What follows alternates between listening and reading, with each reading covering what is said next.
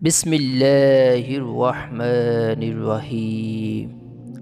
আলিফ লাম মিম। এই সেই মহাগ্রন্থ আল কোরআন, তাতে কোনো সন্দেহ নেই। যারা আল্লাহ তাআলাকে ভয় করে, এই কিতাব কেবল তাদের জন্যই পথ প্রদর্শক।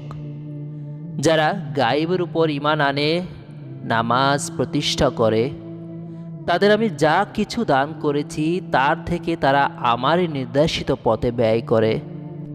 যারা তোমার উপর যা কিছু নাজিল করা হয়েছে তার উপর ঈমান আনে তোমার আগের নবীর উপর যা কিছু নাজিল করা হয়েছে। সর্বোপরি তারা পরকালের উপর দৃঢ় বিশ্বাস রাখে। সত্যিকার অর্থে এই লোকগুলোই তাদের মালিকের দেখানো সঠিক পথের উপর রয়েছে এবং এরাই হচ্ছে সফল কাম।